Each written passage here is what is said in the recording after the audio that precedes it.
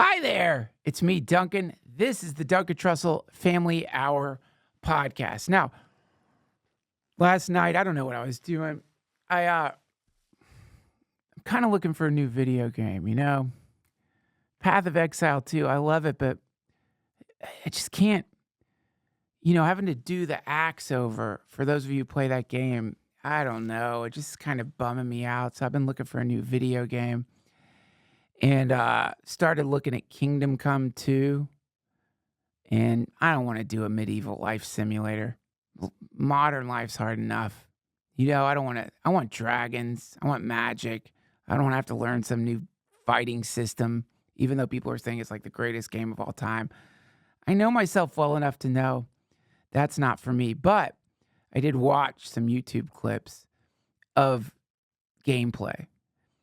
And though it is violent, which seems fun, you seem like you have a little dog that'll bite people and you can run a sword through someone's face. I began to realize that like every few minutes, there were ads for the game as I was watching the game. The game was advertising itself to me inside videos of the game. Anyway, I just want you guys to know that if you are annoyed by the ads on my podcast, and for those of you complaining that it throws the flow off, I see what you're saying. And I just want to remind you, we have memberships now. And to all of my new members, thank you. Sign up. You will get commercial-free episodes of the DTFH. No YouTube ads, no Duncan ads, just straight DTFH, minus all the stuff that gets my children organic milk. Not to brag. Also, I'd like to show you something, and check this out. Bow, bow, bow, bow, bow, bow, bow. My dear friends at Titmouse, which is the production company that made the Midnight Gospel, created these awesome Midnight Gospel t-shirts. So if you go to Titmouse, to their store, and you want to get some cool Midnight Gospel official MG shirts, they're beautiful. I wore it today. Not because I wanted to sell them, but because I went to the gym really early this morning and I didn't have any clean shirts to wear. And honestly, I didn't want to walk around with a t-shirt of a show I made. It just seems like just embarrassing. So I've been zipping up the old jacket like a weirdo. Anyway, if you like this shirt, there's a bunch of other styles too, but it's really nice quality t-shirt. Oh Lord. I'm going to say it. The podcast today, I'm just going to say it. This is like top 3 favorite podcasts I've ever done. And I don't often say that. Every once in a while I'll say it, and then I have to readjust my chart back at the house, wipe some things off the grease board, do some math. But this is the coolest job ever that you let me have. And every once in a while, you find yourself in the presence of somebody whose energy is so powerfully good, it like blows your mind. Like a living psychedelic person just had the coolest conversation with me that I've had in a long time. And I don't want to spoil it for you, but when I was talking to my friends about this guest, who is someone who is at the forefront of treating opioid addiction with Ibogaine, which is a relatively obscure psychedelic. I did not expect that person would have a deep, thick, warm Southern accent. And that just shows my own biases. It's not what I expected. I didn't expect that I would be sitting in the room with essentially look, I don't want to overdo it here, friends, but you're about to meet him. sometimes you meet people who are sort of divinely inspired, people on a real mission, and it's the coolest thing ever. Very inspiring. So listen, if you love psychedelics, I know very few people who listen to my show are into psychedelics. I wish you'd open your minds a little bit. If you are right now addicted to opioids, as so many people are out there, and you don't know what to do. If you have someone in your family who's got the fish hook in their mouth, as so many people do, this is the episode for you. I think you're going to find some hope here, some actual real hope, because today's guest, Bryan Hubbard, is part of the Texas Ibogaine Initiative. They are actually trying to get Ibogaine as an option, as a treatment option for opioid addiction. Right now, there aren't many treatment options. You got Stone Cold Sober, you got methadone, you got Suboxone, and none of them are that great. But going back as far as I believe Burroughs, you hear about this mysterious bark, Ibogaine, and its ability to somehow cure addiction, which anyone who's been addicted to anything, my God, if there was some kind of mini Ibogaine for these rogue pouches that didn't involve the risk of cardiac arrest, you better believe I'd take it. That would be really cool. Ibogaine pouches would be amazing if Zen put out Ibogaine pouches. Probably not going to happen. It can cause cardiac arrest if used. You have to dose it right. You need to be around doctors. Anyway, the point is, you're going to love this episode. So get ready. Before you do that, pull up the Texas Ibogaine Initiative on your web browser, if you're around a web browser, and just check out what's happening here. It's wild. All right, everybody, welcome Bryan Hubbard to the DTFH. Bryan, it's great to meet you. I'm sorry I underdressed for the podcast. I'm overdressed. I wish you told me you were wearing a suit. I've got a suit. I wish I didn't have to wear one. If I hadn't been in the Capitol building, I'd look more like you, which is what I prefer. What are you doing at the Capitol building? Well, I have the very distinct pleasure and opportunity to be down here to try and be a servant of the Texas Ibogaine Initiative, which was announced by Governor Perry and I back on the Joe Rogan podcast on January 2nd of this year. We're trying to persuade the politicians over there to set aside a relatively modest $50 million out of a $20 billion state budget surplus to create a public-private partnership that will secure the FDA's approval of Ibogaine as a breakthrough therapeutic for substance use.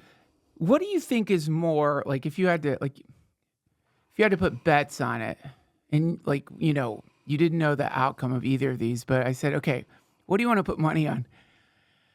Moses going into Egypt and telling the Pharaoh to let the Jews go, or you getting Ibogaine to Texas? Well, let me just say, to even be mentioned in the same sentence with Moses makes me want to crawl under this table for fear of the lightning that might hit us. Well, I mean, it is a weirdly similar archetype. I mean, you think about it. It's a tough sell. Ibogaine's a tough sell anywhere. I mean, from what I've heard about it, it's not exactly a recreational substance. It sounds terrifying. Mm-hmm. Potentially, if it can be very dangerous, I've heard. But then take that. You're talking about a relatively obscure psychedelic that seemingly cures opioid addiction, and then bringing that to Texas, which is a state that has fairly strict laws regarding psychedelics. Mm-hmm. That is a tough sell. Well, this entire experience, going back to the first time I heard about Ibogaine in July of 2022, has been remarkable in terms of not just the substance of the opportunity around Ibogaine's development itself, but the grand sociology experiment in which I've gotten to participate as this discussion has unfolded over the past 3 years. Surprisingly enough, it has been my observation that the audience that one would least expect to be open to the use of a psychedelic medication to treat addiction issues The reception has been surprisingly strong when it is properly explained to an individual who is willing to be open-minded to alternative possibilities to what we have. I think anybody in current American society can recognize, not just by statistics, but by their own personal observation in society, that despite our best efforts and the deployment of multiple billions of dollars over the past 29 years. And if we go back to 1996 when OxyContin was first introduced into Appalachia, we are now in the 29th year of America's opioid epidemic. Right. The options that we have are delivering unacceptably mediocre results. Yeah. If we are going to create a dynamic that will generationally alter the trajectory of the opioid epidemic, we've got to look for alternatives. And while Ibogaine certainly sounded too good to be true to me when I first encountered it, there is no question. But this is the Manhattan Project opportunity of our age, not just to fundamentally transform how we deal with individual addiction, but how we also address neurological conditions that impact the brain for which we currently don't have any good answers. This, I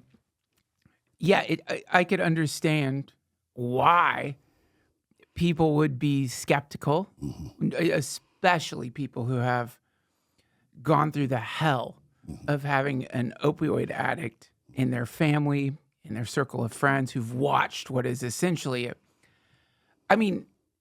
it's a demonic possession. I don't know any better word for it. I know you probably can't say that when you're trying to, but I'm allowed to say things like that. It's when you look at the impact that these people are having, not just on themselves, or watching the hedonic pursuit transform into a kind of hyper-aggression against people they love most. This mixes in with a kind of black hole level selfishness, mixes in with just losing all trust, burning all bridges, destroying not just their life, but generally everyone's life around them, usually bringing babies into the equation during the downward spiral. And so to hear, after having, someone you love go through halfway houses, 12-step programs, all the promises, wondering how is the legal system not equipped to deal with this? Getting to the dark point where you think it would be better that they are in jail. Why do they keep letting them out? Every time they get out, they just hurt more people. And then it gets even darker than that. So to hear that there is some tree bark that you could give someone and it would heal them completely, it does sound like a big promise for an unsolvable problem. Yes. And this gets into the necessity of coherent and credible explanation of its attributes in a way that reinforces its credible reality. Right.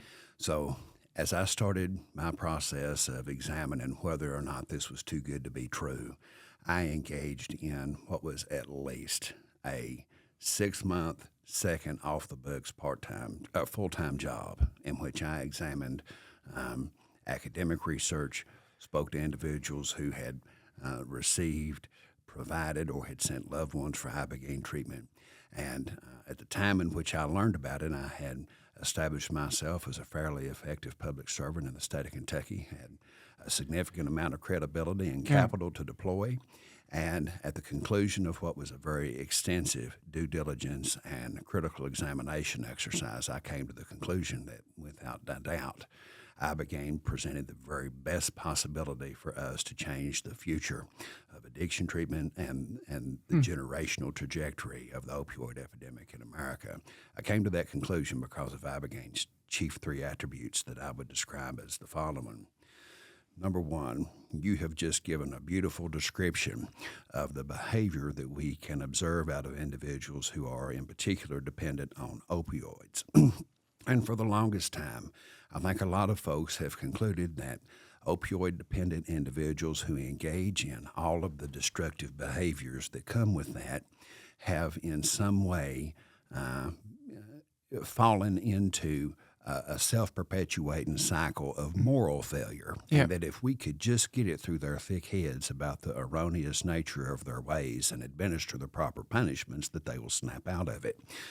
Well, as we've watched this play out over what's now 3 decades, and we've come to understand the science of the brain, what we can now recognize and understand is that the behavior of an opioid-dependent individual, which by all objective measures appears to be that of completely morally depraved criminality, Yeah. is in fact behavior that is driven by a profound neurochemical brain injury. An opioid-dependent individual, their brain cannot produce dopamine and serotonin absent the ingestion of ever-escalating dosages of opioids, which is why when someone becomes dependent, they have to continually, over time, increase the amount that they take in order to get the same effect. Right. The effect is the high. The high is the tremendous spike in dopamine response that the opioid triggers in the brain. When the person stops taking the opioid, the dopamine production stops. And I'm referencing dopamine because dopamine is the most baseline, instinctual, neurochemical driver of all basic human behavior. Sure. Eating, drinking, procreating, fighting, and flighting. Yeah. Those are all baseline survival instincts driven by dopamine. When a person is deprived of opioid source who is dependent on it for the delivery of dopamine, they will do anything that it takes to be able to satiate the brain's dopamine starvation, which is what leads to all of this destructive behavior. The reason why we have such modest results from our existing treatment, and I'll quantify what those results are. Abstinence-based treatment, where a person just quits cold turkey and tries to resolve their own addiction, has about a 7% success rate. Wow, that's pretty low. Very best model that we have is methadone, and it has about a 25% success rate at 6 months. Wait, I'm sorry. Methadone, I've never really understood. What is methadone, and how does that treatment get someone to stop using an opioid?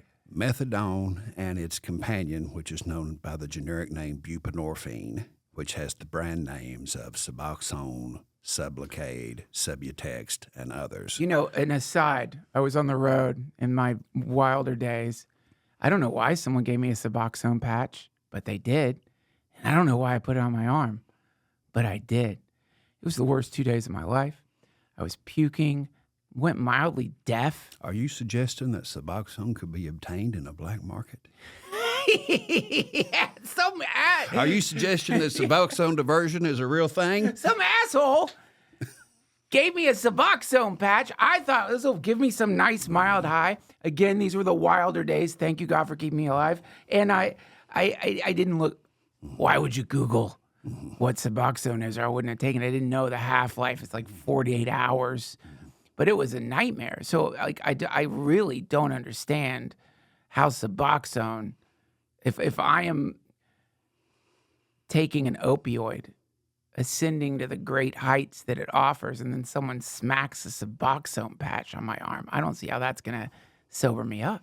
Well, that's why Suboxone treatment has about an 18% success rate. Opioid maintenance treatment encompasses methadone and Suboxone. Okay. And the rationale is this, and I understand when it was created on the front end of the opioid epidemic, why well-intentioned researchers believed that this was the best way to go. Sure. What you're trying to do is to restore the dependent human being to a degree of functionality that will allow them to live a normal life, defined by their choices of normalcy within the bounds of the law, whatever that is. Right. And because of the brain's inability to produce dopamine and serotonin, you have to figure out a way to remove opioid use that has such consumption as to impair functionality while preventing the withdrawal that comes from dopamine starvation. So the answer to that was, we are going to develop an opioid with which to treat opioid dependence, except this opioid is not going to be quite as potent, but it will be potent enough to not trigger withdrawal. Okay. So you essentially provide methadone and Suboxone to maintain someone with the consumption of opioids in order to prevent withdrawal. But you never bring them to the point of complete abstinence, and you never restore the brain to its natural pre-opioid stasis where it is producing its own dopamine and serotonin. The person is still physiologically dependent on the opioid, though their functionality may be restored. So that means that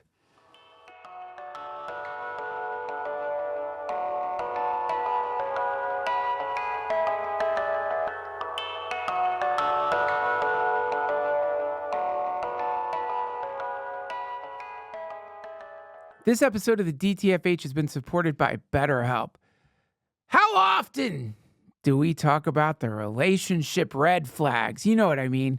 You're on a first date with somebody, they reach into their purse and they pull out a rat carcass. That's a red flag. Probably a sign that you should not keep going out with them unless you're into it. That being said, maybe if you'd listen, you'd realize they're a taxidermist and they didn't have time to take the rat carcass that they got from someone who loved that rat so much back to their studio to get to work. And so they just shoved it in their purse. But then you notice their purse is made of human flesh. Red flag. So what about the green flags? Don't you wish you knew what they were? Maybe if you did, you wouldn't always be getting divorced. If you're not sure what they look like, therapy can help you identify green flags, actively practice them in your relationship, and embody the green flag energy yourself. You know, I got to admit it. You know, anytime I've gone on a date with somebody before I was married and they're just like, no, something I did freaked them out. And I'm like, no, you seem nice or whatever, but I'm not doing that. It hurts my feelings, but I always respect it. That's powerful. That is powerful. And most of the time, those people had been in therapy. That's how they figured out how to do that. I've benefited from therapy too. Helped me a lot. And yeah, I know it's not like the most popular thing to say out loud because for whatever reason in our weird society, everyone's supposed to have some kind of perfect operating system. And like, yeah, you could break your leg. You can blow your hand off holding a Roman candle on the 4th of July. You can be covered with stitches because you were attacked by a wild coyote. And you could say, yeah, I went to the doctor for these things. And everyone's like, yeah, you should have. But for what? Therapy? Suddenly that's weird? BetterHelp is fully online, making therapy affordable and convenient, serving over 5 million people worldwide. Access a diverse network of more than 30,000 credentialed therapists with a wide range of specialties. Easily switch therapists anytime at no extra cost. Discover your relationship green flags with BetterHelp. Visit betterhelp.com/Duncan to get 10% off your first month. That's BetterHelp, HELP.com/Duncan. Thank you, BetterHelp.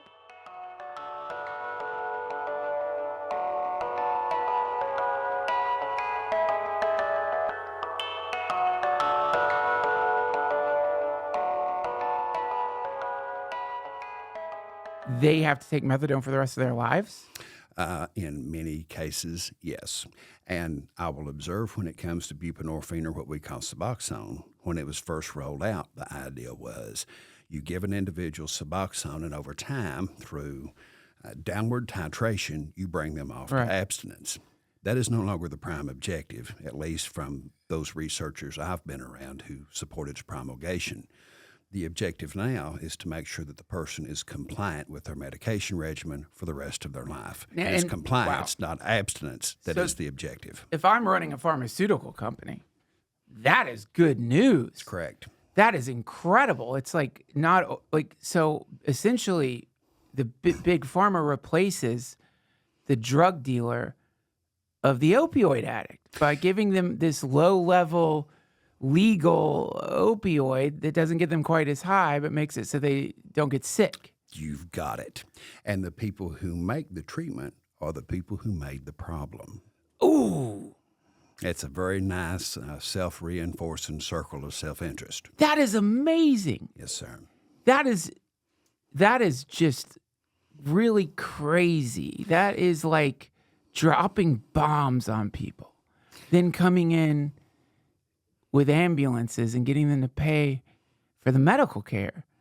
That is wild. Very similar. I would also use an analogy that would come straight natural from somebody who's coming from Kentucky.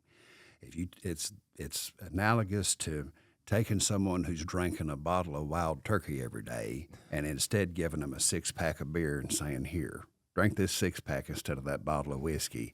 You're still going to need the alcohol, but it's just not going to mess you up as bad as what you've been doing. Oh my God. That is hopeless and horrible. Just my experience with Suboxone alone, I've only had one intravenous injection of synthetic opioids when I got my ball cut off. And I knew it's the only time I'm going to be able to safely get synthetic heroin. I'm not a big fan of opioids. They make me sick. But I'm in a hospital. I'm curious about states of consciousness. So they asked me, are you in a lot of pain? And I said, oh, it is terrible. I felt fine. They injected me with Dilaudid. Now, I just gotten my testicle chopped off because of testicular cancer. Not exactly what you call the best day in your life. Yeah.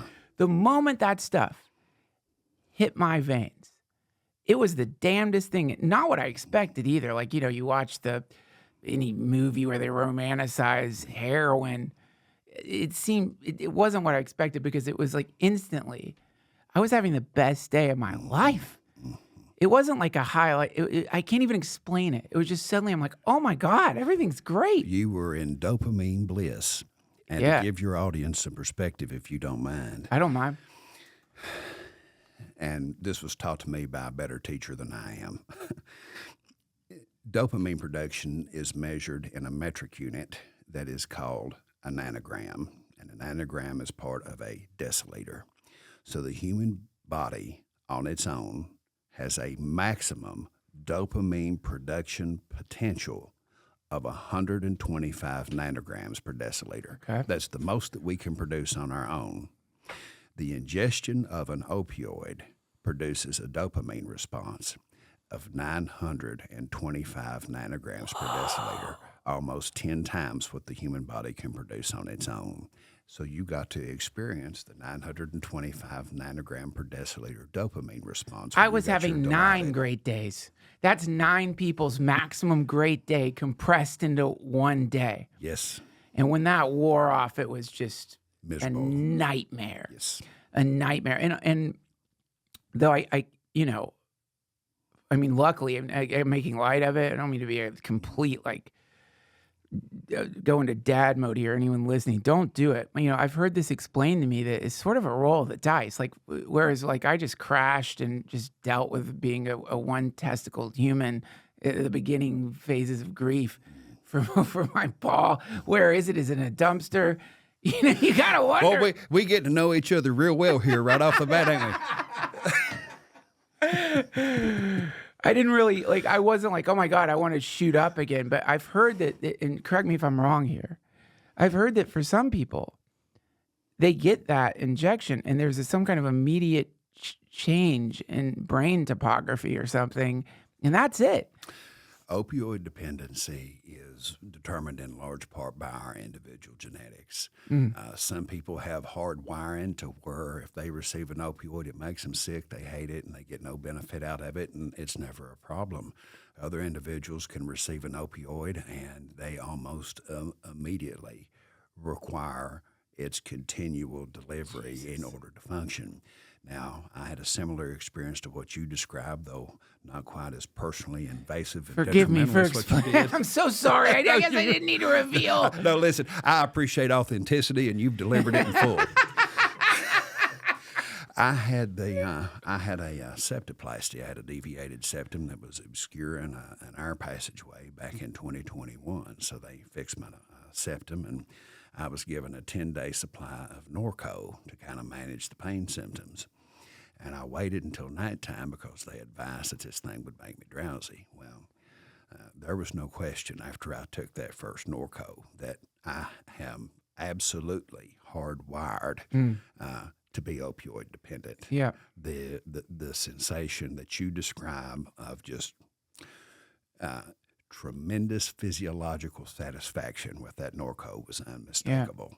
And I was very careful about my consumption because of what I immediately recognized as the potential to obliterate myself with it. Yep. That and so and that, because it's not like this is unknown.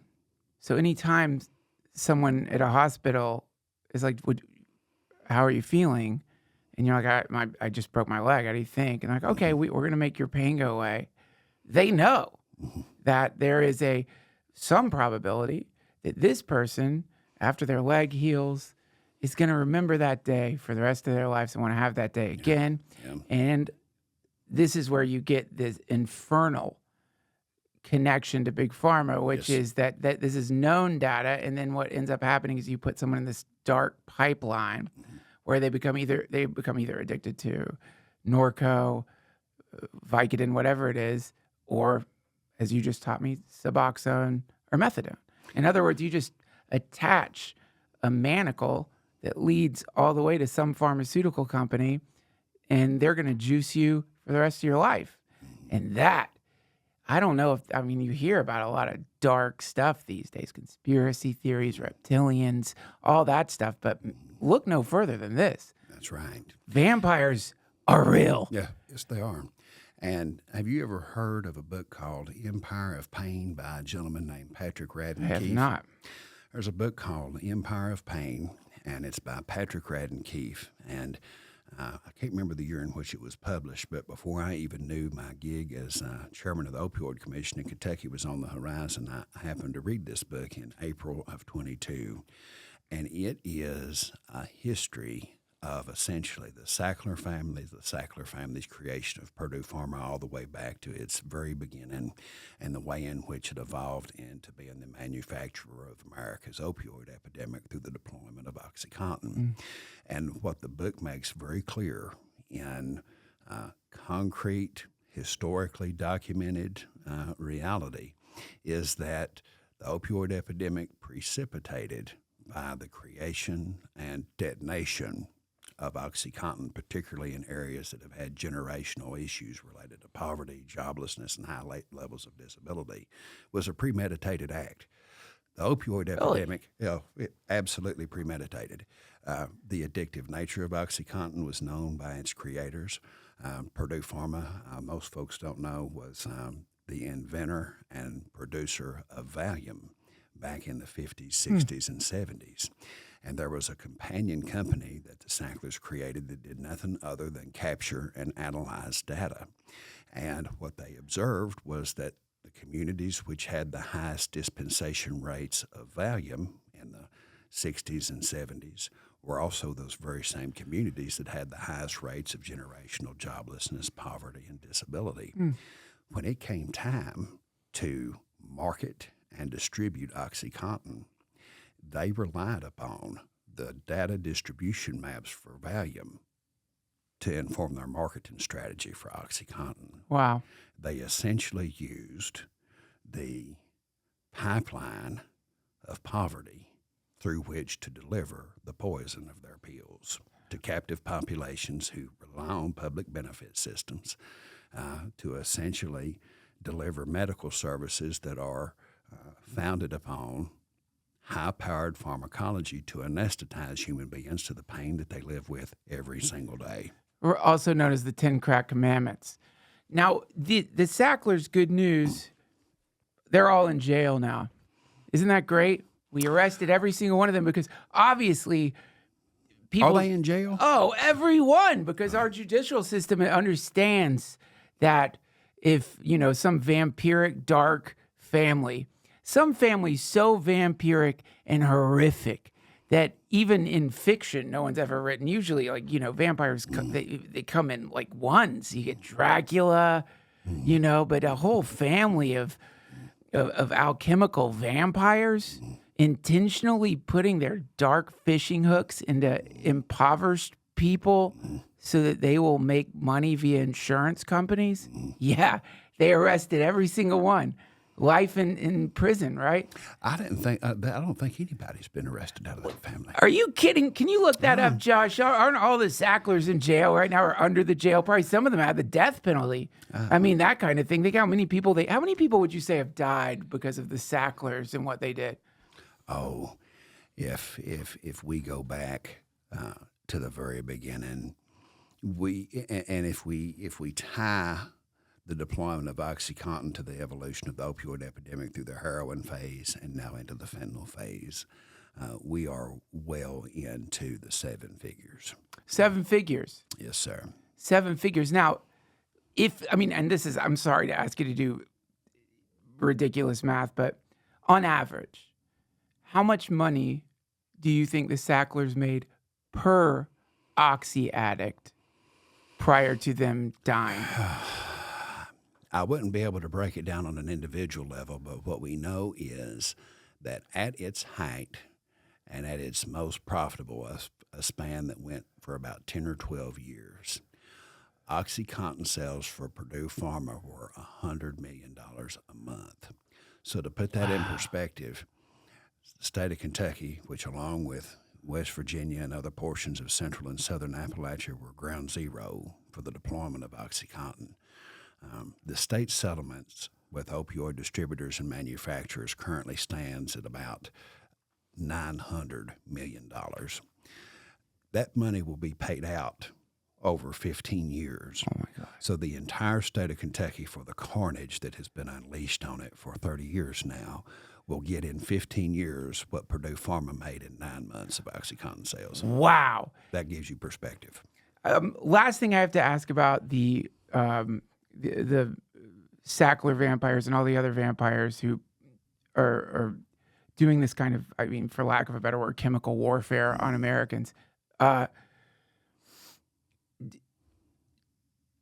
Do you think that they have something to do with let's talk about and I know a lot of this is just families when they're having someone going through addiction, you need to build some kind of defense mechanism. And to do that, you invent, just what you said, a lack of moral character. These people are liars, cowards. They don't want to face their own pain. They're weaklings. Yep. Certainly, the moment you humanize them the way you are, which is no, you don't understand. They have a traumatic brain injury. Then suddenly all the walls you're building so that your heart doesn't have to be broken, they fall back down. But do you think any of that sort of characterization of the opioid addict is actually those flames are fanned by Big Pharma because it serves their purpose? In other words, if we start connecting the dots here, then suddenly the opioid addict doesn't become the spotlight's not on the opioid addict anymore, but on the strings that are making the opioid addict do all the many things that we've all suffered from, probably. That's a very astute observation. And with reference back to the book Empire of Pain, and I'm not here to hawk it, it just happens to be the best, most comprehensive history I've read of Purdue Pharma, the Sacklers, and how it all played out.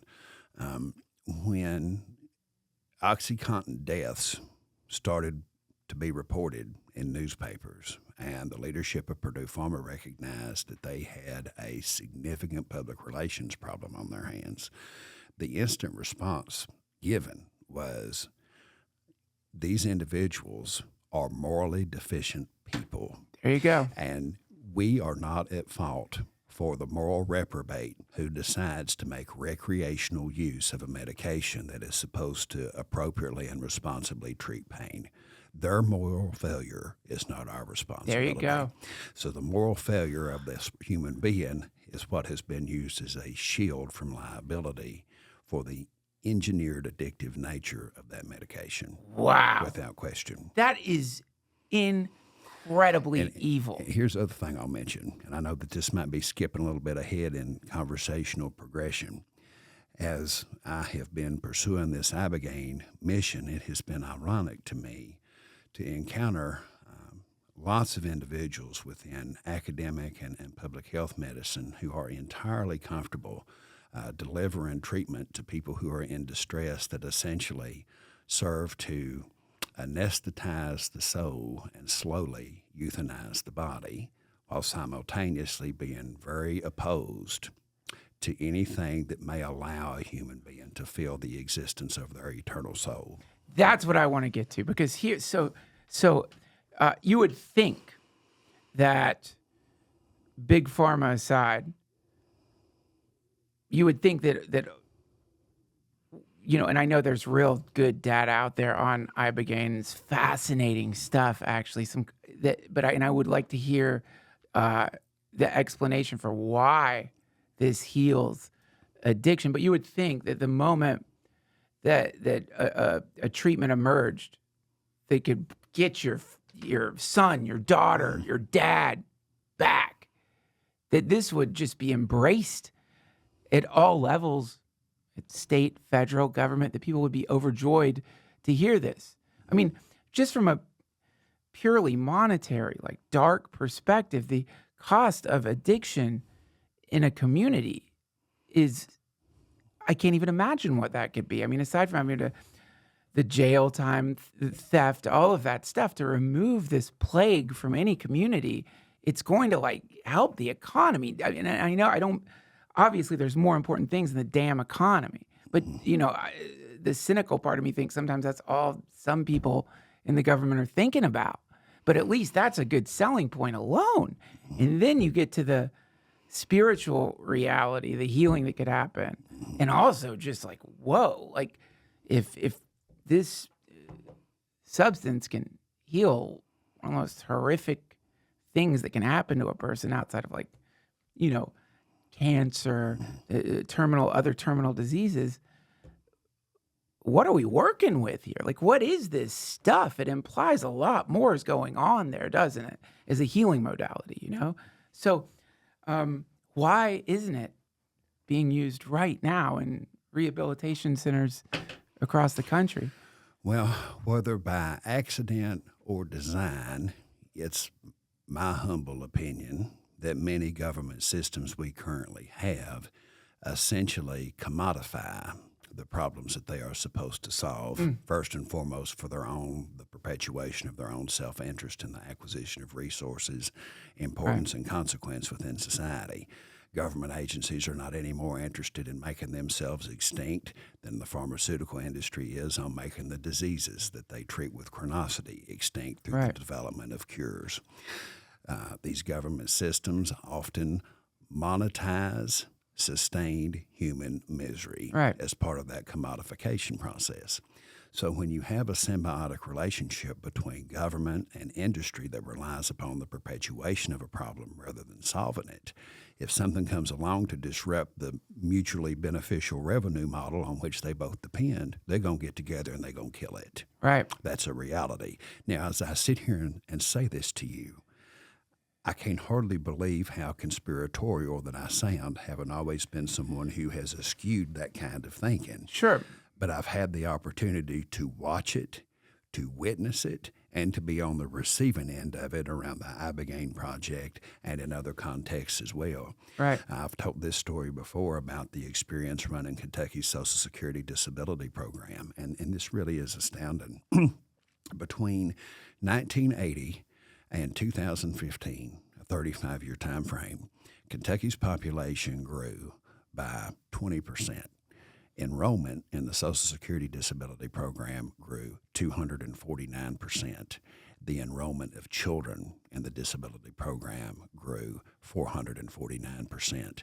Between 2001 and 2015, the administration of opioid medications to Social Security disability adults increased by 168%. Whoa. I actually know. 210%. The administration of habituating psychotropic medications to children within the Social Security system increased 168% over that same time frame. When I was, when I was in my first month on the job, we had a federal official from the Social Security Administration who oversaw our state's system come in for a semi-annual visit. And I wish that I had recorded their introductory remarks, because this person at the very beginning of our meeting with the management team said, "Folks, claims are down, and that's bad, because claims equal budget. And this was Holy concrete confirmation that a government agency that is supposed to deliver the benefits for individuals who are genuinely disabled wants nothing more than to see ever increasing rates of application and awards for individuals who can be absorbed into that system. What? You heard this firsthand. Firsthand. And this is what nobody wants to hear. I mean, this is the thing. It is easier to not believe this stuff.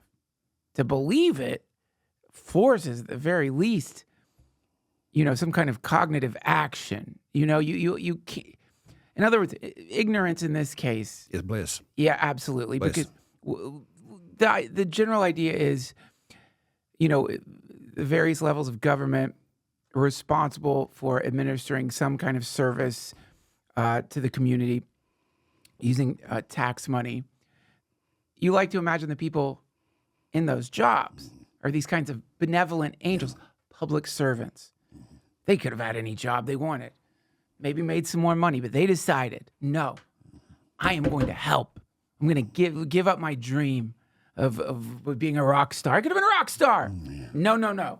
I'm going to work in the Social Security Administration and make sure that people who can't afford medical care get the medical care they need. Cut to you getting a terrible teaching in reality and some, again, I don't mean to use these words, but for lack of a better word, it's a demon. It's like, listen, you want the budget cut? Then don't really help these people all the way, because otherwise we're going to lose money. Keep them there. Keep them there. So another story I'll tell you, and this one is Kentucky specific, but it's not unique.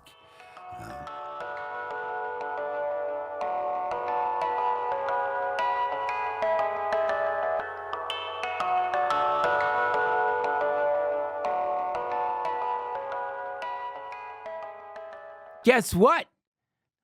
Yeah, I'm wearing a Midnight Gospel shirt, but underneath all my shirts, you know what I also wear? Oh yeah, baby. This is a true classic! That's right. I don't go a day without wearing one of these beautiful, true classic t-shirts. These are incredible, friends. Listen, it's great to have a cool shirt with a bunch of Midnight Gospel cats on it. But come on, you want to do that? You're going to wear that all day long, wear it around all the time. Sometimes you need a nice, simple, sophisticated t-shirt. This is True Classic, the ultimate innovation in t-shirt design. I don't know how they did it, what they did. I can't imagine the studies they did.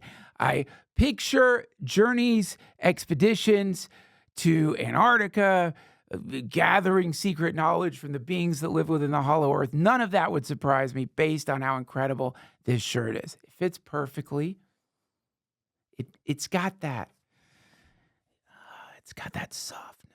You know what I mean? Any of you people out there who actually care about your upper body and the way a t-shirt feels against it, those of you who aren't savages, who don't mind having some weird mix of God knows what in your shirt, rub it against your nips.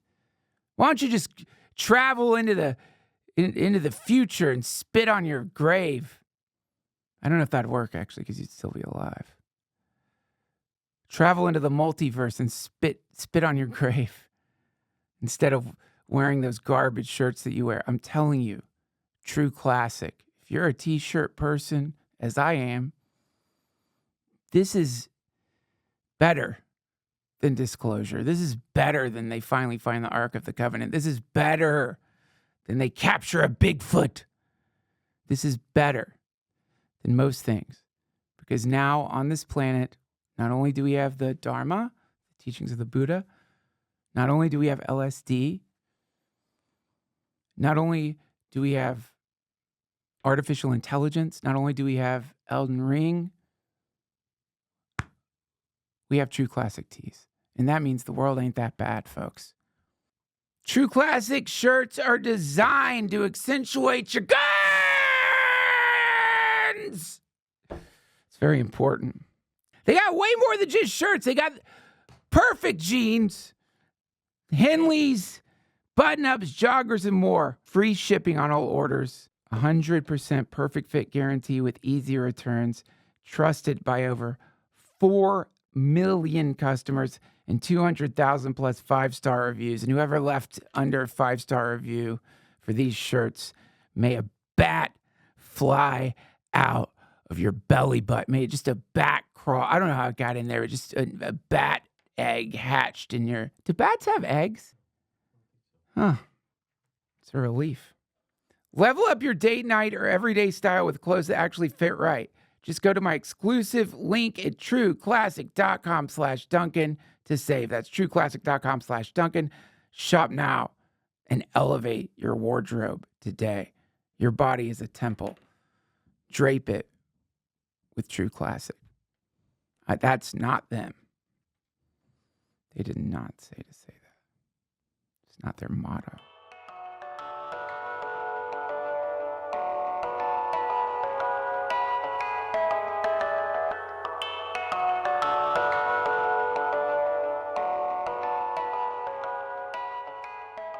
I remember, I think it was in 2018, 2019, for years, there had been a tremendous amount of distress within Kentucky counties about county jails housing state prisoners. Now, probably 2/3 of Kentucky's county and state prison population, they are there for substance use issues, the overwhelming majority of which are opioid issues. Jeez. The counties would say, state is overwhelming our ability to maintain our jails because of how many state inmates we're housing. We've got to have some relief. So individuals who came to recognize that we cannot incarcerate our way out of drug addiction. There has to be a different approach because the incarceration model has not worked and will never work. Decided that they would pursue some criminal justice reform legislation that would result in the depopulation of the county jails of state prisoners who have been incarcerated for substance use issues. This should have been received with enthusiasm because the counties had been complaining for years about the overcrowding of their facilities with state prisoners who've been locked up for drug addiction issues. So this legislation starts moving through, and guess who is opposed? Can't imagine. The counties themselves, because once the legislation was put out, they did the math on the per diem reimbursement rate they were receiving from the state, and they recognized that if the state let out nonviolent drug offenders from county jails, they were going to lose the money that came with housing them. Right. So while they had previously been complaining about the overcrowding and the conditions and the difficulties, the even greater problem became the loss of revenue if the state were to release nonviolent drug offenders, and they got their act together and opposed it with full force. Wow. Government has a vested interest in the perpetuation of the problems that it seeks to solve, because if you solve those problems, all of a sudden, you don't need the same scale and scope of administrative bureaucracy that you once did, and that means it gets the axe. To quote a Lyft driver, he said this to me years ago, if you make umbrellas, you need it to rain. That's beautifully said and exactly right. If you make umbrellas, you need it to rain. I'm going to have to use that, but I don't guess you know that Lyft driver's name, so I credit him to you. No, I don't. But it blew my mind when he said that. And it's amazing. Absolutely, it's amazing the wisdom that you can get from Lyft and Uber drivers if you just engage them in conversation. It's fabulous. I am convinced they're oracles sometimes, and I don't know what that is, but that's a different podcast. Let's get into this to Ibogaine. First of all, I'd love to know briefly, what is the structural damage that happens to the human brain after opioid addiction? What are we looking at there neurologically? Can you see it on an MRI? Is it distinguishable? Like if I take the brain of an opioid addict, put it next to a healthy human brain, what's the difference? There is a significant decrease in frontal lobe activity with individuals who are opioid dependent. The frontal lobe being the region of the brain responsible for all of our executive function and decision making and just basic day-to-day living. Okay. There is a substantial decrease in frontal lobe neural activity, within the brain of an opioid-dependent individual. And this is both sides of the brain, or just The dim? frontal lobe is right across the front on both sides, and when you image the electrical activity, you're able to see a significant diminishment of that within the frontal region. And of the brain. what is the explanation for why that's happening? That's just there's not enough dopamine happening, or is there another explanation for it? Is there scarring that's happened to the brain? Is there a lack of neural connections that's happening? I'm a lawyer because I can't do math and science. Okay. So in some ways, you're asking me a question that goes beyond just a very rough and approximate ability to explain. The best thing that I can say is that opioids depress the body's metabolism in all spheres. It is a depressant. Yeah. So you're slowing down your metabolic function. You're slowing down your brain's neural activity. Yeah. And over the long term, that depressant effect can assume permanency. Okay. Which is why when somebody has been dependent long term, whether they've gone through an abstinence program or whether they have used medically assisted treatment, if they ever do fully come off, oftentimes there will be permanent impairments of executive functioning because of the way in which the brain's activity has been rewired and permanently changed by opioid dependence. So the dimmer switch just stays down. It's not going. Okay, so Ibogaine. What is it? First of all, how did you encounter this stuff? And then, most importantly, what's it doing? Why is it that there's so many reports that people who are like late stage opioid addicts, one session I've heard, Yes. and it's gone. Yes. So first of all, how did you stumble upon this stuff, and what are the theories on why that's happening? So back in 2018, I started noticing stories about the discovery of psilocybin's impact on alcoholism. Yeah. And the degree to which psilocybin was able to essentially help people who had been alcohol dependent for decades stop drinking. Right. I come from a family that has a just terrible generational history of alcohol dependency. It has caused tremendous damage to my kin for as long as anyone can remember. I was probably in my early 20s before I could be around an adult holding an open can of beer and me not almost have a total panic attack seeing it. I mean, it's been wicked. Yeah, because you saw the shift. Yes. As a kid, that shift. We see your dad with the booze. Or any other relative who's a grown man and you're a small child and you watch it go down. It's a terrifying experience. Yeah. So in 2018, I saw that psilocybin demonstrated some dramatic effects on essentially helping resolve alcoholism. And I started following with some consistency the degree to which scientific research was beginning to validate the therapeutic application of particular psychedelics to treatment-resistant depression, anxiety, and alcoholism. I came across an author who writes a Substack publication called The Journey, and the pen name of the individual is Julia Christina. I believe her real name is Julia Rybelt. And she wrote about her own experiences using psilocybin to overcome what had been lifelong issues of treatment-resistant depression, anxiety, and a near-fatal eating disorder. Yeah.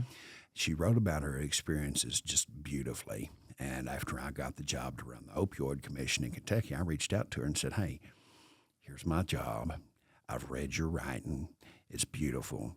I would love to have a conversation with you if you would be willing about what may exist within the world of plant medicine that would have application to opioid dependency. So she and I had a telephone call together on July the 29th of 2022. And she said, have you ever heard of Ibogaine? And I hadn't, never heard of it in my life. I'm not the most well-read person, but I've got a wide variety of interest, and this was something that was new to me. She, in turn, put me in touch with a lady named Juliana Mulligan, who's a licensed clinical social worker in New York City and worked in a harm reduction clinic at that time. And she said, I'm going to put you in touch with Juliana Mulligan, and you ask her to tell you about Ibogaine. So I contacted Juliana, told her who I was, told her who had referred me, and I said, tell me about Ibogaine. Now, at this point, I had heard thousands of addiction stories. of various intensities and destructive dimensions. Juliana had one of the most hardcore addiction stories that I had heard. She had been opioid dependent for about a decade. She had been repeatedly incarcerated. She had been in and out of every treatment program that could be designed to treat opioid addiction. She had been homeless at one point in time. And she explained that just the lifestyle that she had to lead in the United States to secure supply became so just brutal that she wanted to go somewhere where it didn't have to be so bad. She said that she got a job teaching English as a second language classes in Columbia, and she moved there. Wow. Now, Columbia has open pharmacy, which means you can just walk in and get as much as you want, as often as you want. Wow. And she said she started teaching those English as a second language classes, and she would go to the pharmacy and get as much as she wanted whenever she wanted. And she said that she lived this way for about a year and a half. And she said she got up in the mirror one morning, got up from bed one morning and looked in the mirror, and she said, I recognized that I was going to die. I had tried everything that I could possibly try. I was more dependent than I had ever been, and I was going to die. Right. And I also recognized that I was desperate to not, and I needed to give myself one final chance. And she said I had received Suboxone. I'd had Suboxone treatment. She said for her it was miserable, and that she felt that she had been lied to by the provider, because when she said she tried to take herself off, the withdrawal from Suboxone made her heroin withdrawal seem like a cakewalk. Wow. And she said it was the most brutal opioid withdrawal she had ever experienced. She said she got online, started just looking on the internet for opioid cure. This word Ibogaine came up. She said, I read about it. It seemed too good to be true, but I was literally willing to do anything. And she said, what I didn't know at the time is that Ibogaine comes with a cardiac risk. Right. If you receive more than you should, it will prolong the time between your heartbeats, and in some cases will stop your heart altogether. Right. So you can potentially go into cardiac arrest and die if it's not properly administered. She said that she found a clinic in Guatemala that could get her in fairly quick. She didn't know that there needed to be due diligence research around safety, and therefore she didn't do it. So she went to this place in Guatemala. They gave her twice the amount she should have received. She said that she went into cardiac arrest 6 different times and nearly died. And while she had recollection of her Ibogaine experience, she couldn't remember much else. She said that she woke up in the intensive care unit of a Guatemalan hospital. And she said, when I opened my eyes, I recognized that I felt the best I had ever felt in my entire life. She said, not only was my physiological opioid addiction gone, not only did I not experience any withdrawals whatsoever, but for the very first time in my life, having been repeatedly told that I was a diseased individual who was going to have to live with this condition for the rest of my life, that it was inescapable and that I was forever impaired. In fact, because I had been fully and completely restored physiologically, I knew psychologically that my life was my own. For the first time, I felt as though I had agency and control and could define my own future and be in control of my destiny. I was going to have a life that would be defined by my choices rather than one driven by my compulsions. And she said, most importantly for me, I came away with a concrete affirmation that I am a spiritual being who has a unique and special purpose to achieve with my life and given to me by my Creator.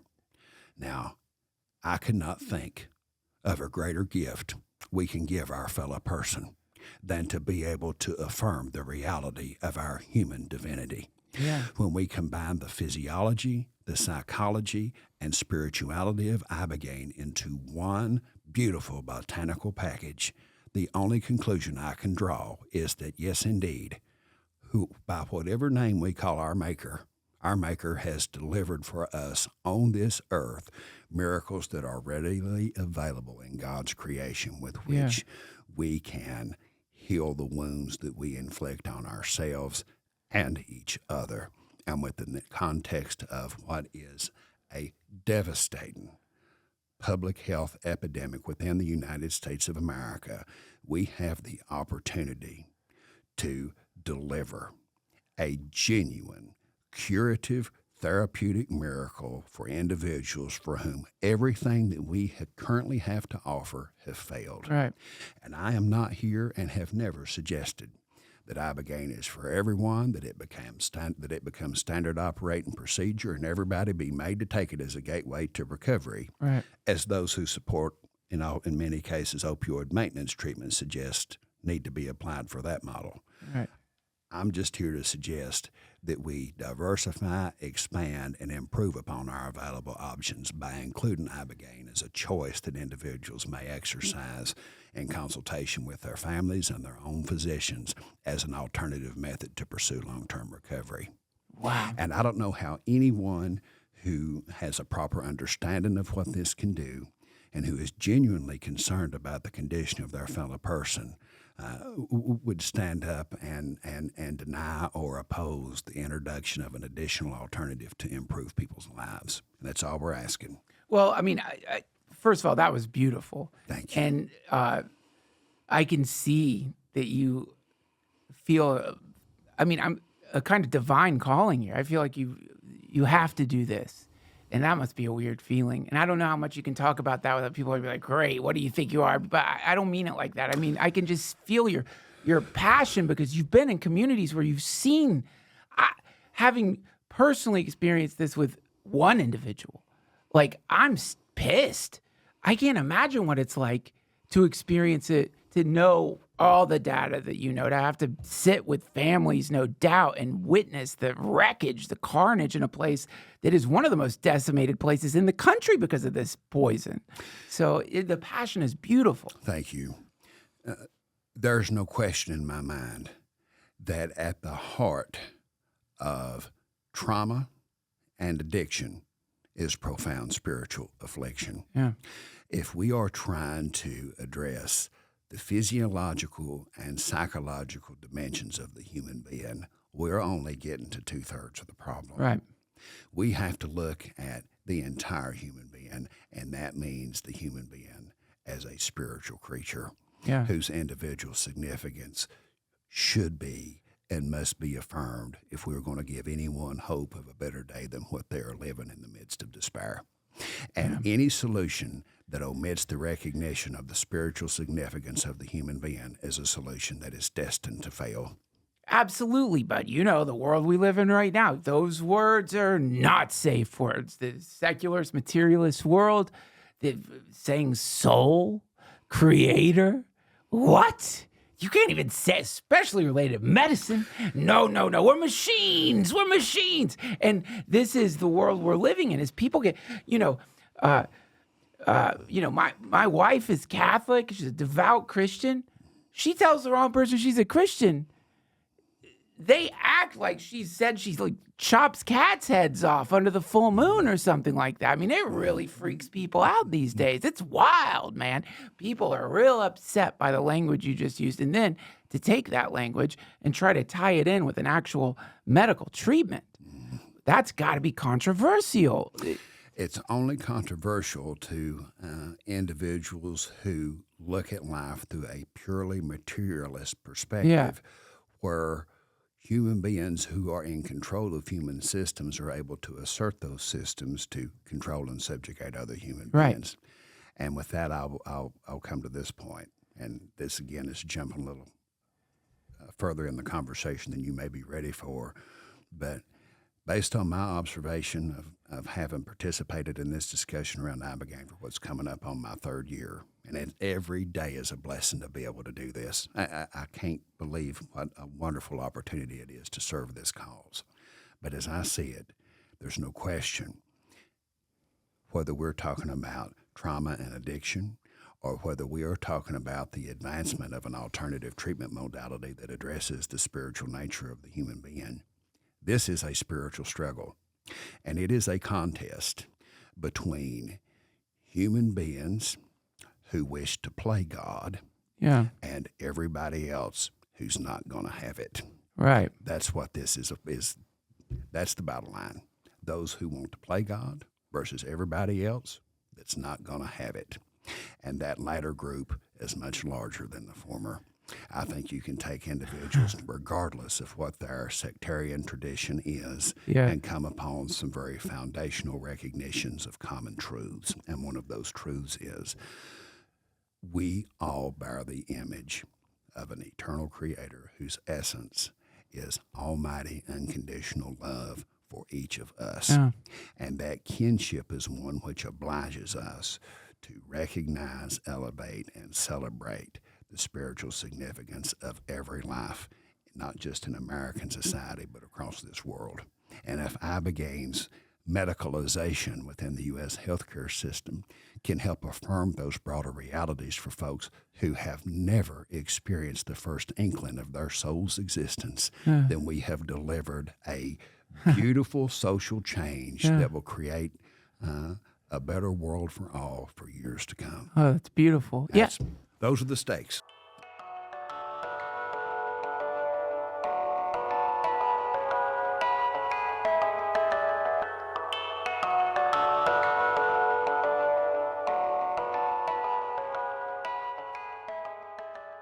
This episode of the DTFH has been brought to you by Shipsticks. Look, I've been working on like different people you see in the airport. I don't know if you guys could see that. That's the American grubster. He's got a bumping backpack that he's going to hit you with when he goes through the aisle. He's wearing a baby shirt like Minecraft or something. He's got sweaty ham hocks. But you see a lot of people in the airport, and you see the golfers, as they call them, hauling around their golf bags, freaking out, checking their bags, their precious golf clubs, their $1 million golf clubs. Literally, the connection to God in this world for a golfer is their golf clubs. Their precious, precious golf clubs. And the stress, not to mention their shoulders chafing as they run through the airport, the anxiety as they sit and wonder whether are my golf clubs going to make it? Or are they going to be lost again? You've seen the way airlines throw shit around. And I'm sure there's many people working in an airline who love nothing more than take your precious golf clubs and slam them to the ground with hate. And even if it doesn't mess your clubs up, that hate gets in there, and that hate will mess up your golf game, period. That has been proven in many studies at MIT and a variety of other established institutions. I'm not going to bore you with the math or the science or whatever. But I've read that stuff. And hate, golf clubs absorb hate. No one knows why. That's why the lightning strikes. This brings us to today's glorious sponsor. Skip airport stress and costly airline fees with complimentary insurance, real-time tracking, dedicated support, and on-time delivery. Just schedule your shipment, attach your label, and Shipsticks handles the rest, delivering your gear directly to your destination. Shipsticks offers white glove shipping for golf clubs and luggage. They get treated the way you need them to be treated. They don't get injected with hate. Travel worldwide without luggage. Shipsticks delivers to 180 countries for a hassle-free, gear-free journey. You can enjoy the flight and all the luxury of flying without having to worry over your clubs. Right now, Shipsticks is offering our listeners 20% off your first shipment when you go to Shipsticks.com. Use the code Duncan. Go to Shipsticks.com. Use code Duncan to get 20% off your first shipment and save yourself the hassle this golf season. That's SHIPSTICKS.com. Make sure you use the code Duncan so they know we sent you. Thank you, Shipsticks.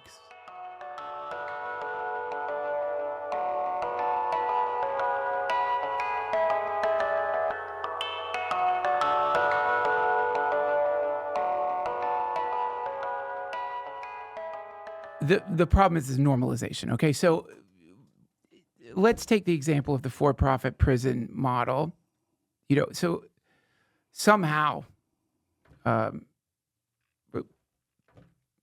elected officials or people working in the state can get away with saying, listen, we're not going to make as much money if we don't incarcerate people with a spiritual disease, even though the incarceration isn't helping anyone at all. We won't make as much money.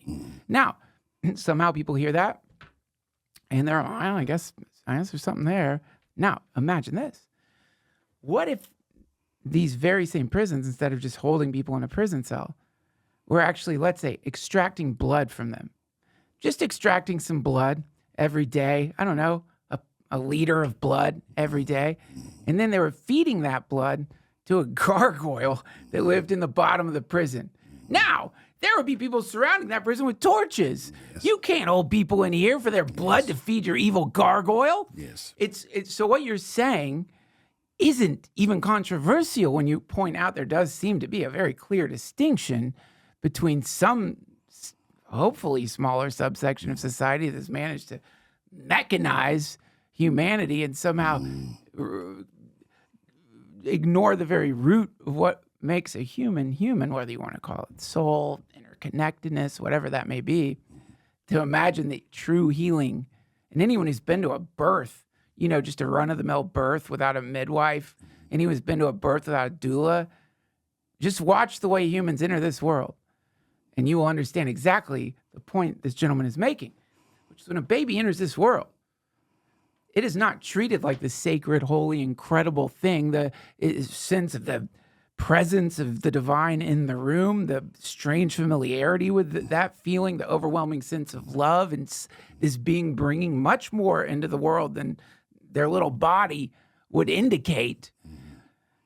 All of that is annihilated by the for-profit model of the hospital. Wants to put drops in the baby's eyes, put a thermometer up the baby's butt, chop the tip of the baby's dick off, right? All the things that happen in a flurry in the midst of this mystical experience. Essentially, for lack of a better word, a kind of medical black mass happens in the midst of birth. That's a very unique phraseology. That's what I've got 3 kids, and by the third we figured it out. But the first one, you're just a babe in the woods. You don't know what's happening when they're like, we got to spray scorpion spit in the baby's eyes. You're like, I guess so. No, you don't really do that. But and I don't know what that thing is in the world, but I think it's it's good to say it's there, because people, whether it's just some kind of coalescing of greed or something, some systemic manifestation of greed, or whether it's actual demonic forces that just for shits and giggles want to ruin humanity. I don't know, but it's there for sure. One of the foundational principles that came out of the Enlightenment, which is the intellectual movement that produced America's founding fathers, was the elevation of empiricism, the way in which the scientific method was designed to distill out objectively observable realities from which truth could be derived. Empiricism has created a tremendous amount of forward evolution for the human species since the 17th century. It's been a wonderful thing. Sure. Empiricism has some blind spots. Yeah. And one of those blind spots is the reduction of the human being to the merely material. Right. Empiricism opens up the doorway to reductionism. And when you take a reductionist approach to the human being, you open up a Pandora's box of potential horror that can be afflicted through systems that operate within the zone of what C.S. Lewis called the banality of evil. Evil is not promulgated by the big scary monster that is obvious and that we can all communally recognize as horrific. Evil operates in the most sanitary, respectable, quiet, and mechanical ways so as to not draw suspicious eyes or ears to its silent activity. Goosebumps! That is so perfect. Thank you. There's no robes. And I didn't even rehearse that one. That was just me talking to you. The banality of evil. Yeah. You look in the movies, the vampire, robes, nice cape, castle. Yeah. No. That's not what it looks like at all. It's not. Oh, it's just like a background hum. Looks like this. Yeah, you got to wear the costume. Got to put that nice clean suit and press tie and We got to like wrap this. it up. I know you got a heart out, but I have 2 quick questions. Number one, I'm listening to, as someone who might be listening right now and is either in the midst of addiction themselves, has a family member, loved one in the midst of addiction, doesn't have time for Ibogaine to become something that is prescribed. What should they do? And number 2, people like me who are now ready to run into the ocean for you, how do we participate in helping your cause? So, on the first question, I have to give a little contextual disclaimer. When I started down this road, at some point, I determined that if I were going to be credible and if I were going to have the necessary influence within this debate, that I needed to be willing to practice what I preached. And that meant taking the medicine to understand it. Wow. So just so that I could say, in the face of criticisms and scare tactics and all the attacks that I had seen be thrown at it in Kentucky, so I'm going to do this so that I can understand exactly what it is, what it does, take the risks, and come out on the other side so that I can speak to it. So in November of 2023, my wife and I both traveled to a place called Ambio, which is just south of Tijuana, where a lot of U.S. Special Forces veterans have gone, and we received Ibogaine, followed by 5-MeO-DMT. There is another clinic that operates in Cancun called Beyond, BEOND, and they have recently announced a program called Beyond Service that provides essentially free Ibogaine treatment for U.S. veterans who have come back with the experiences of war, trauma, as well as traumatic brain injury. Both Ambio and Beyond have been fairly prominent in terms of their provision of Ibogaine treatment for a few years now. So in December of last year, my wife and I traveled to Beyond and received Ibogaine there so that we could understand how each of those clinics provide their treatment. You asked me a question that triggered this explanation. Which is where, like, people who are, like, ready. Where do they go? Yeah. So my wife and I have had personal experiences with Ambio, south of Tijuana, and we have had a personal experience with Beyond, which is in Cancun. Both of those providers adhere to top-notch safety protocols. They have impeccable safety records. And if an individual is curious as to where they can go now to try to seek treatment, I would recommend that they check out Beyond, BEOND, or Ambio, AMBIO, and make a determination based on, what schedule availability and resources are if they are able to make the journey to those clinics. A person should never, ever, ever look to order online or to self-acquire and to self-administer. This is a serious medication that comes with serious risks, and it must be administered in a clinically controlled medical setting. Oh, my God. I have a horror story that I can't even tell about someone who went the path you just talked. Yeah, I can't tell the story. But it is one of the most horrifying permanent damage. I'll just leave it at that. So, continue, please. Your second question, how to support. I think the very first step in any process of public debate is the introduction of subject matter and the delivery of proper education around that subject, whether it's you or those in your audience. Whatever informational resources that they can find that are credible, and I would mention the journal Nature Medicine, and it's January 5, 2024 article on Ibogaine. The journal Nature Medicine is one of the top 3 medical research journals in the world. They published the dramatic results of Ibogaine treatment for U.S. Special Forces veterans in that edition. Informational resources that are based in empirical science. The Kentucky hearings that we had are readily available. There were 3. One was in July. The other was in September of 23. The Kentucky Opioid Abatement Advisory Commission public hearing in September of 2023 was one of the most powerful public proceedings that I had ever had the opportunity to witness. And it was 24 individuals who had received, provided, or had sent loved ones for Ibogaine treatment. You can go view those, disseminate that information. Right now, the most critical strategic beachhead is the state of Texas, where we are pursuing what's called the Texas Ibogaine Initiative. Your listeners can go on to Google and type in Texas Ibogaine, and there will be a web page that comes up that is attached to the Reed Foundation. I currently serve as the executive director of what's called the American Ibogaine Initiative for the Reed Foundation. The very first objective is to create a public-private partnership within the state of Texas that will develop Ibogaine as an FDA-approved medication.